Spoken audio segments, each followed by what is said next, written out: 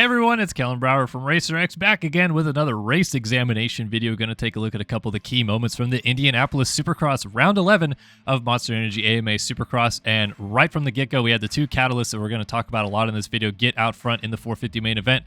Justin Barcia with the early lead. He actually opened up a bit of a gap, but then a mistake in the whoops on lap 9 allowed Jason Anderson to sneak down the inside and take the lead away from him. Didn't matter though. One lap later, Justin Barcia over the Supercross triple down the inside is going to go up the inside and put Jason Anderson on the ground. Another angle of it right here shows Barcia making that aggressive block pass and then looking back, seeing Anderson has gone down and putting his hand up in apology.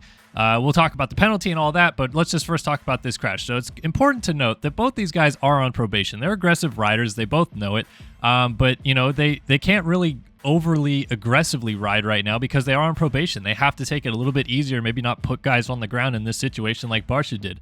But I did think it was a little bit funny that the first person to see this happen was Justin Bogle. And he's the reason that Barcia is even on probation in the first place. If you go back to San Diego, Barcia with an aggressive pass on Bogle early in the main event, Bogle would retaliate.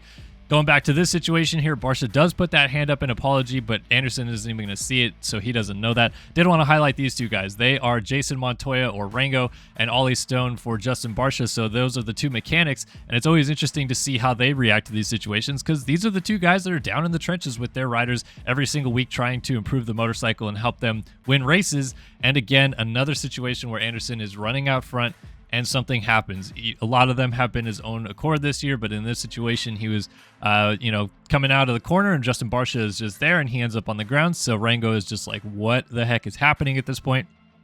Back to the actual pass and discussing it. A lot of people have wanted to compare it to this Jett Lawrence and Cameron McAdoo pass, but I don't think that they're similar at all, and I'll discuss that in a little bit when we get to the 250 class. But I do think that's very similar to this pass in the 250 last chance qualifier between Hardy Munoz and Phil Nicoletti, where Nicoletti reads it very well. The difference is the one on the left is with 1 lap to go, and the one on the right is with 17 laps to go. I don't think Anderson is expecting that pass on the left to happen with 17 laps left in the race. He just isn't expecting Barcia to slide down the inside and make an aggressive pass like that early. Barcia is hit with a 3-point penalty and a $3,000 fine, so of course the AMA also agreed with that sentiment. A little bit later on in the main event, though, Eli Tomac had been stalking Barcia for several laps. Eventually, he's going to come down the inside and make this pass. So Tomac may not be in championship mode yet, but he is definitely still thinking twice about the passes that he tries to make. Yeah, is there, like, if you're in a situation, though, where it's a close battle, though, would you maybe even, like, think twice about making a pass attempt that could be a little bit risky with somebody or something? Yeah. Okay. Yeah, absolutely. Yeah. I'm not just going to nuke it in there and tear spokes out of my wheel or something, I'm gonna think about that stuff, but I never feel like I'm on that crazy ragged edge anyway. So yeah, Tomac waited for the opportunity for the door to open late on Barcia, goes down the inside and then hits the afterburners to get the heck out of there. But he did make a little mistake on the last lap of the race, had a front end kind of drag in the rut a little bit, wasn't able to jump the double across the start straight, but had opened up enough of a gap to keep that gap established on Justin Barcia as they come through the last turn, and Eli Tomac wins his 43rd career main event, 1 win now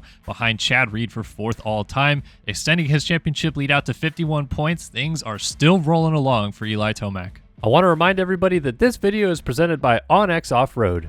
Know where to go with the #1 off-road GPS app, access 500,000 plus miles of trails and roads, open dates, and public lands. Download the OnX Off-Road app today. Moving on to the 250 class, and we finally got to really see the battle we've been waiting for in this 250 East Division. Jett Lawrence and Cameron McAdoo start out front, and the race was pretty much on from the gate drop. It was a good battle, and it was a good kind of showing that McAdoo has the pace to run with Jett Lawrence. So I wanted to talk about this pass, of course, and its relation to what people were saying. Oh, it looks like the Justin Barcia thing, and McAdoo didn't get penalized. But two key differences here. First off, Jett Lawrence actually sees McAdoo coming. He looks over and notices McAdoo's there, so he reads it like a book and cuts back under. But McAdoo also went to the berm. Like, he actually made contact with the berm and all the main lines in that corner. So it was just a good racing move between the two of them. Lawrence read it well, but then McAdoo comes back the very next lap, like that outside line he was taking before the finish line jump to get a drive to scrub it. They didn't get a drive down into this corner to make that block pass on Lawrence. They just went back and forth. It was a great race between these two. Really showed both of their strengths and weaknesses, I think, throughout the main event with, McAdoo running into some problems with some lap traffic. Didn't quite have really the whole 15 minutes in him. Lawrence really strong in the sand and the whoops through the middle part of the main event. Found some good lines that worked for him. But they both definitely gapped the field. They both ran the fastest laps of the race of anybody and really just showed that, they're the two guys to beat right now in this class going forward. And it's really not too far apart in the championship either. Even though Lawrence comes through to win his 4th race from 5 rounds this season, it's just an 11-point gap in the championship. McAdoo is still able to finish up in 2nd place, pretty much right behind Lawrence at the flag. So it's close. These guys are definitely going to make things interesting in this 250 East title fight moving forward. They are going on a break this weekend, though, as we head back to the West for Seattle. But keep an eye on this championship fight. This is still a hot one to keep an eye on.